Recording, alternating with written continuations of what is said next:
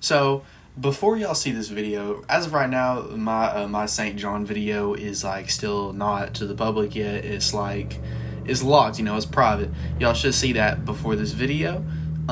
So you should go watch that. Why everyone should love Saint John, or like why more people should listen to Saint John.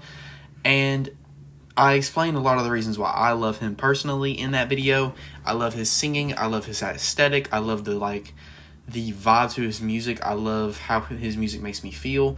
Like really kind of obvious reasons why someone likes someone else's music. But I feel like it's a little different. I feel like an aesthetic to a rapper can have a lot to do with your like enjoyment in them. Why do you think a lot of people love Opium? I feel like I say them a lot in videos, and it's kind of just convenience that they kind of help my points in certain ways. People love Playboi Carti or a lot of people love Playboi Carti because of his aesthetic. A lot of people love Ken Carson and Destroy Lonely because of their aesthetic. A lot of people love Travis Scott because of his aesthetic. Or like they believe that his aesthetic plays a lot into their music. And that's why you see a lot of people trying to copy them, because they want to also have that aesthetic. They feel like if they have that same aesthetic, they can have the same success, or they can also be successful. I feel like Saint John is another person that you can do that for. I feel like you can take his aesthetic because you feel it in his music. You can feel the almost like, I don't know, it's kind of hard to explain. I feel like I explained it like a little bit better in like that other video. But today we're going to do his top 5 songs that I like personally. I feel like there is a lot of songs I probably could have picked for here, because especially from like Ghetto Lenny's Love Tapes, I think that's his best album. I wanted to put some other songs on here, but I just couldn't find room. Like I wanted to put, spoiler alert, I wanted to put Monica Lewinsky and Lust on here so bad, but I couldn't. I don't think they're better than any of these 5 that I have right here. And as you can see from the cover, obviously number 5 is from Ghetto Lenny's Love Tapes. It's 5,000 Singles. I feel like this is like, it's simple, and I feel like simplicity is like, you can use that and still make great music. Lil Skies, for example, is a rapper completely built off of I feel like a lot of people enjoyed the simplicity of his music. Lil Skies was kind of like just a dopamine hit, and which is kind of, I almost feel bad saying that, because Lil Skies used to be, I don't know if he still is, like a top 10 rapper for me. Right now, I almost feel like nostalgia from listening to Lil Skies. But anyway, I kind of want to do a video on him. Okay, anyway. 5,000 Singles. It's it is simple. It's a very simple Saint John song. One of his more, not as, I don't want to say innovating, but not as like unique song, not as special almost, but that helps it. It's a super duper amazing fun song. It's fun. It's a fun trap song. You can also tell it's supposed to be like a little bit of like a club banger, a little bit.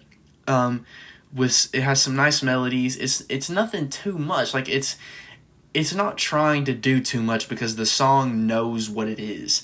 It knows that it's fun. It knows that it's not trying to do anything crazy. It's not supposed to have some crazy bars or anything like that. It's supposed to make you feel good. It's supposed to be fun to do stuff too, like a fun little party song. It's fun. It excels at what it's trying to do. And Saint John knew what the song was, and he knew how to make it what that is. I feel like that's something else a lot of people don't understand about Saint John. Not necessarily they don't understand it, but like that they don't realize is he knows what a song is trying to be, and he knows how to make like the kind of song he wants to make. This is one side of Saint John. That super duper fun party music. And I don't even know if 5,000 Singles is a good like quote unquote party song. It's more of like it's just a fun song you listen to like a fun event or something like that. You could probably dance to it a little bit if you wanted to. The beat's very like it's a fast beat, like it kind of, you could probably make up some kind of dance to it pretty easily.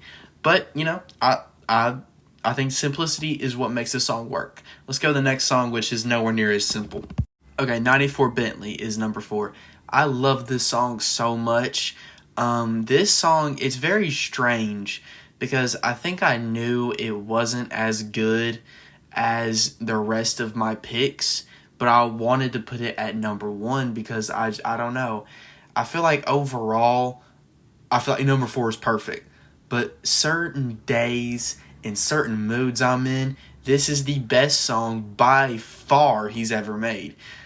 But I have to keep it in account that that's like that's 3 times out of 10, like 4 times out of 10, and 6 times, or no, I'd say 3 times out of 10, 2.5 is that mood, and the other 6.5, or no, you know what the heck I'm trying to say, isn't that mood. You know what I'm saying? So I kind of have to keep that into account. It's such a nice singing song. His voice sounds so perfect over this production and the notes that he's hitting and the melodies he's doing. I love the messaging, and everything about it. It just, the melodies, like, I love that. Saint John can make like just one long melody and it would sound beautiful. It'd sound perfect. And his voice manages to hit notes that sound so good. He sounds so amazing over it. Like I said, I love his singing. His singing makes a bunch of his songs what they are. And I feel like this, honestly, is the best example, besides the next pick, of his singing. I think, like, the only song I think his actual, like, singing is better is the next song, which let's go ahead and get into that. I feel like Sucks to Be You is kind of... Okay, these next 3 picks, I feel like it has everything that Saint John does right. These last 3 was extremely hard to pick from in a certain order that it's almost orderless, but not really. It's kind of orderless, almost. I feel like Sucks to Be You it's a perfect Saint John song.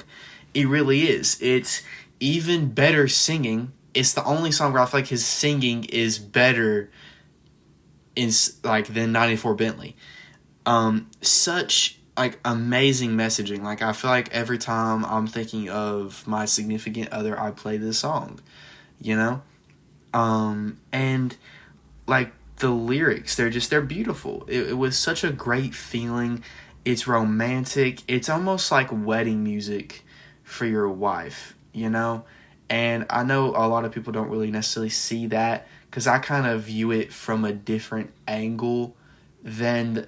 it sounds kind of stupid, but I view it from a different angle than what he's saying it, and I'm using it in a different context than it's probably meant to be used. However, I almost think that is what makes it work so good for me, and what makes it such a good song for me, because I'm viewing it in that different context, and that almost allows me to listen to it more. Which I feel like I can't really say that about a lot of Saint John songs, and I can't really say that about a lot of music in general, because this is also probably, like, if I had to make a top 10 songs of all time, this would probably be on there. Top 10, top 15, this would definitely have a strong contention to be on there, because it's a beautiful song. It really is, it's beautiful. Let's get to the next one. Who Do You Blame? Like I said, these last 3, they're almost orderless, because I feel like they're all 3 something that Saint John is able to do perfectly. This one is also like a faster tempo song, singing with his, like, it has a great atmosphere. I feel like the song's, like I said, aesthetic. This is one of, like, a song that I feel like Saint John's aesthetic comes into play perfectly, because you can feel it bleeding through the song.